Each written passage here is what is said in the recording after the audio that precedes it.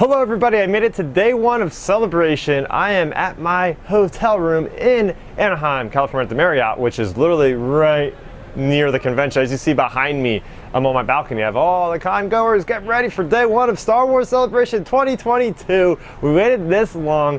Last night it was all about traveling, getting here. Went to downtown Disney, met up with some cool Star Wars folks. This morning I got up at 5:30 in the morning because I'm still used to the Eastern 3-hour time difference. Went up to Huntington Beach, had a great time running around there, exploring, having a really great breakfast burrito. And here I am for day one of Star Wars Celebration. We have the showcase coming up and lots of fun things as well. So here we go.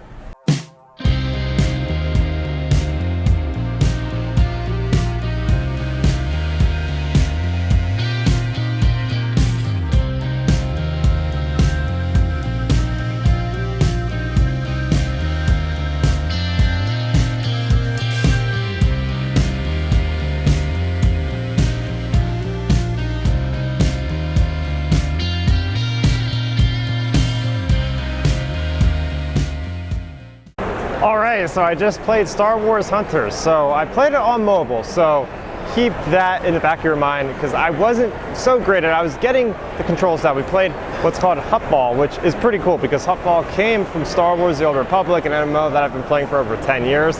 Basically, it's capture the flag in a very wacky way for Star Wars where there's a lot of environmental things, pylons and different things.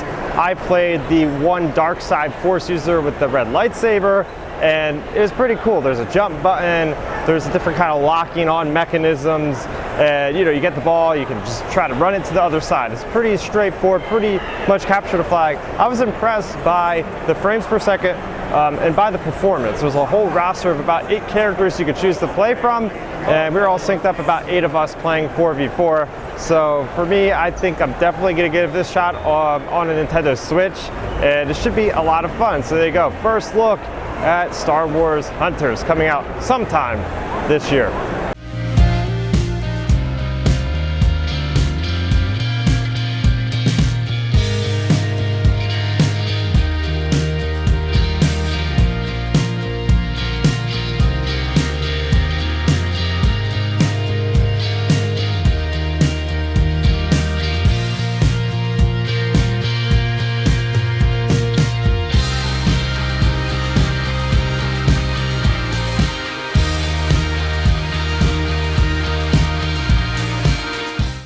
So there was a fire alarm that went off during the publishing panel. False alarm. Everybody got out with, I guess, good amount of evacuation control and whatnot, and we're going back and seeing if we can get into the publishing panel. What the heck's gonna happen now? So we'll see. Say hello to your fans. We love you all. Hello everybody, it is Chris, aka Starrapter. I'm joined once again by another canon aficionado. I have Matthew from Ion Can with me once again. We had the Lucasfilm publishing panel earlier today. This is Thursday, by the way. And now we have gotten out of the big, long-awaited High Republic panel. First time that the Luminous authors are back at it again at a celebration after having Phase 1 completely announced and done away with. So first of all, what'd you think? Just first expectations, initial impressions, everything. For Light and Life, this panel did its job. It reminded me why this is one of my favorite things in all of Star Wars and its entire history. I'm not kidding, I'm not exaggerating. I love everything. It hits at everything I care about, and Phase 2 is going to keep on doing that. Just keep going. Okay. So I just saw a great High Republic cosplay. Go ahead. That's why I love Celebration. As we're filming, it's like, oh, there goes an awesome-looking Lorna D from the High Republic. Like, we got the din of the crowd and everything. So, anyways, what I'm saying, like, they just, I mean, the reveals of Phase 2, even the art from Kristen Baver's art of High Republic book, just to carry on with the Chronicles of the Jedi in-universe. This is going to be the out-of-universe, real-world telling of making a Phase 1. One thing I do want to point out that really struck me, Claudia Gray, at the very beginning, she said High Republic hits at the intersection of the archetypal and the personal. And that really struck me because, I mean, what she said, as Star Wars does at its best, it's the cosmic and the personal. It's the grand scheme, the grand scope of the Force and of larger political systems. And it's always anchored in the personal, the relational stories, the struggles and journey of characters, and to hear them talk about it, but to know that they really nailed it, right? That's the thing about High Republic especially, but in every Star Wars that we love, it really nails that dimension. I think of the high ground moment on Mustafar is why it's my favorite in all of Star Wars. There, I'm using superlatives, but it's true.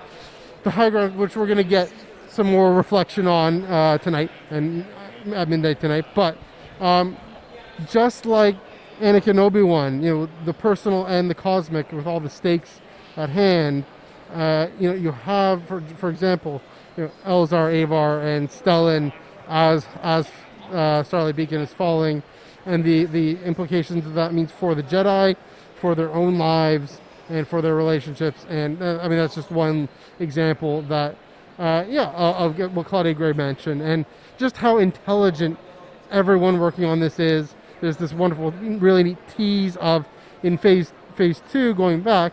There's a co-chancellorship, and I don't know how that's going to work legally, constitutionally. That's so cool. But it's one of those things that I think, they must have made some sort of amendment. That's a power sharing arrangement that a certain Darth Sidious would never stand for. So again, talking about it being a history and the connectivity between what happens in the time period of phase 2 and leading to Order 66 and beyond.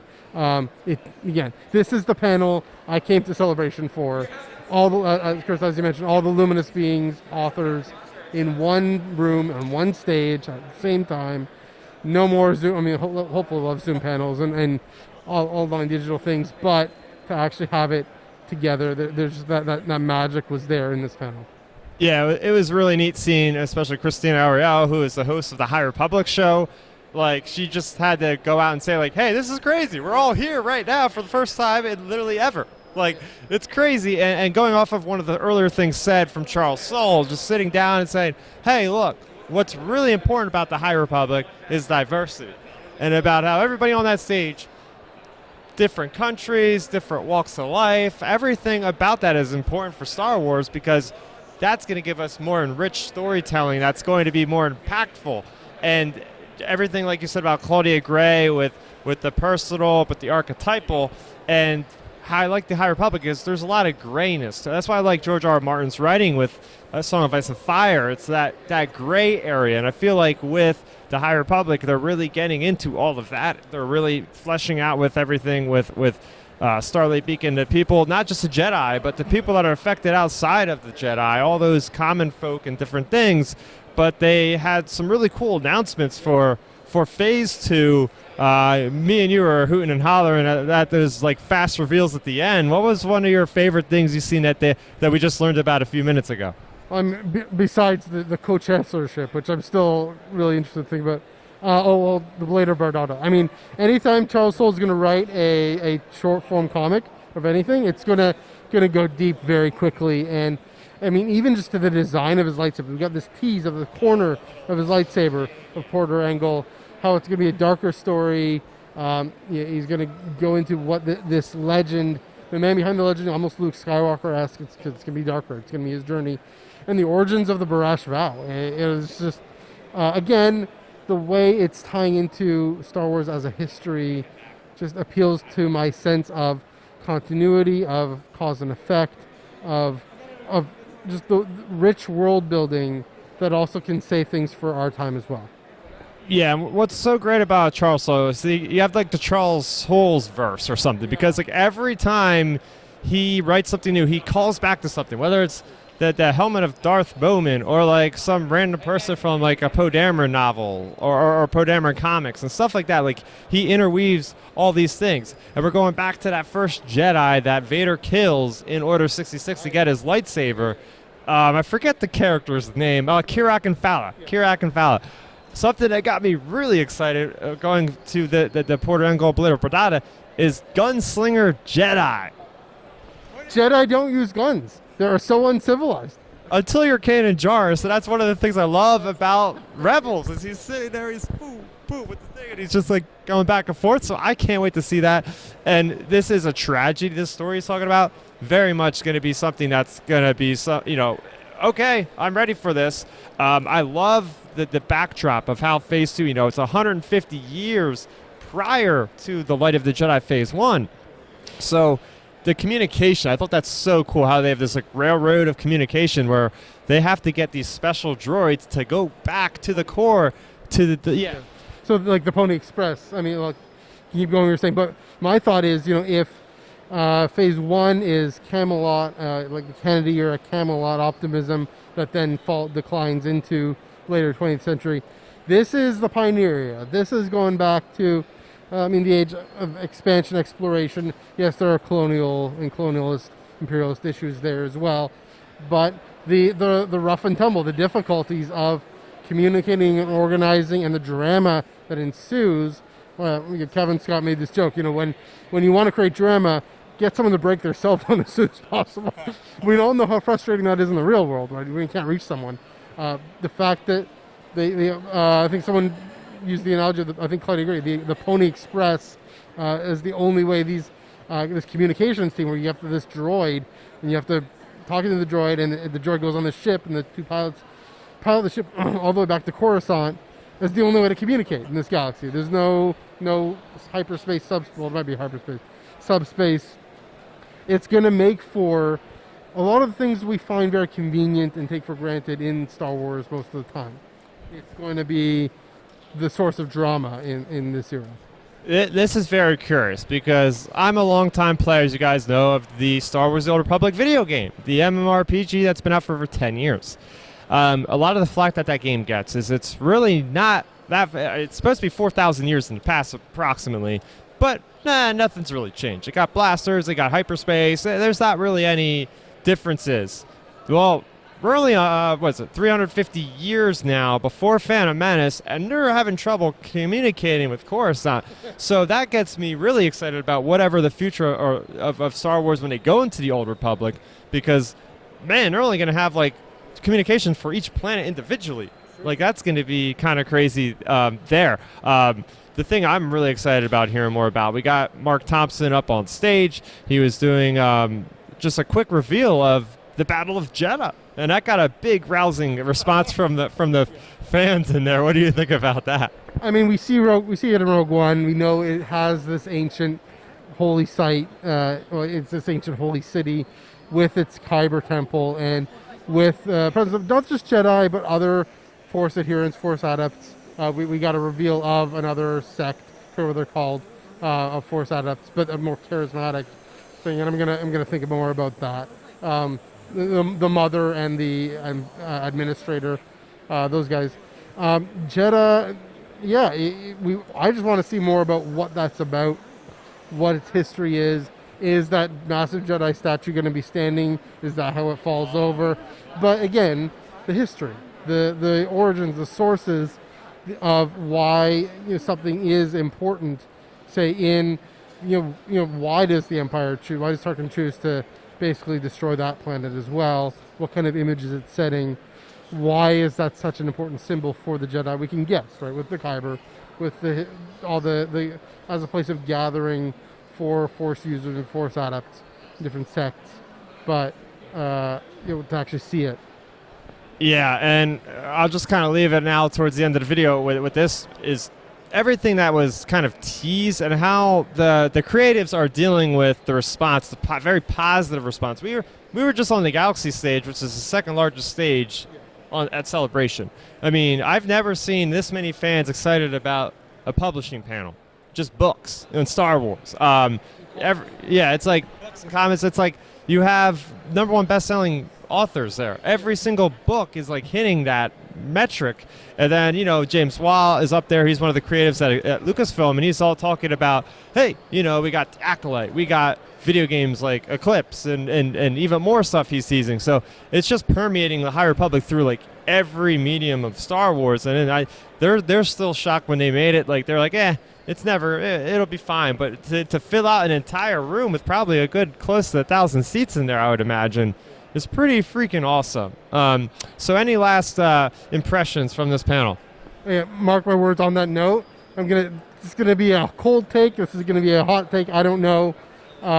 3 years, it's gonna be on the Celebration stage, and it's going to involve the Acolyte. They're going to bill it as the Acolyte, but also, or there's going to be something to do with it with much larger appeal. I mean, there's a whole subset in the fandom of Star Wars High Republic Twitter that's going on. You know, people making their accounts based off of characters, all that subset. So, you know, I mean, maybe, you know, it's probably not going to be actually in the celebration stage, but, you know, the fact that it's so overwhelming, I mean, it's a sign that, first of all, the success of the talent of the stories, of the writing itself, the marketing. Charles still mentioned the marketing and the artists, and I mean, shout out to Ario and Dudo especially, and Harvey Tolabau. Just everything that they put in the intelligence of this, and to show how Star Wars fans, we want intelligent stories, we want historically rooted stories that have meaning and mythos, and spark our brains and our minds as well as our hearts and our excitement centers. And so I'm just so gratified to see it be so popular. Yeah, well said, well said. We're both very excited for Light and Life. We are all the Republic. Yeah, so where can we follow Matthew on Ion Cannon? How can we see where your content is? What can we watch on there? So you can follow us on Twitter and Instagram at Ion Cannon Pod, EYECANON Pod, both on Twitter and Instagram, and our regular podcast on YouTube and Spotify, live on YouTube, 6 p.m. Pacific, Mondays, 6 p.m. Pacific, 9 p.m. Eastern, and then, of course, on YouTube and Spotify after that as well. Yeah, so thank you, my fellow canon junkie, Matthew, over here. We're all about the publishing. We're all about those stories in between the movies that help push the narrative forward, and the High Republic has been doing that more than anything else, I would definitely say, for Lucasfilm so far. And by the way, I was on his High Republic show a week or so ago with our buddy mutual pal Dominic Jones, so you can go and see our breakdown of all of Phase 1 of the High Republic. Very exciting stuff.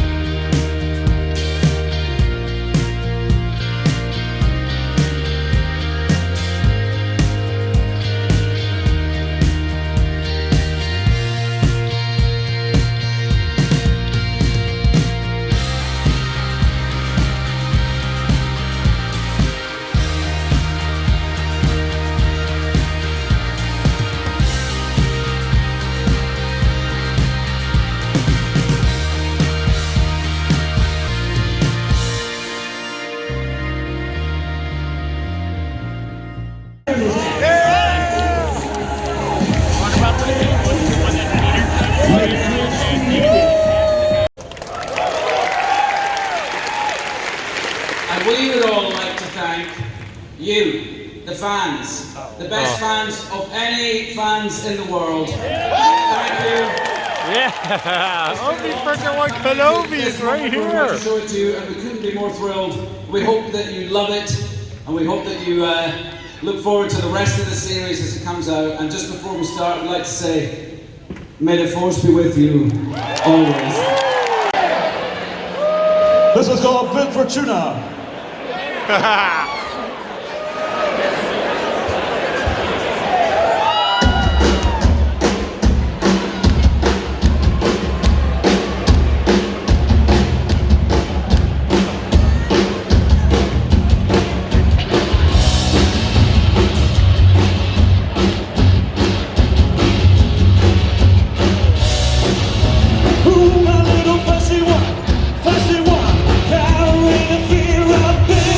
Tonight.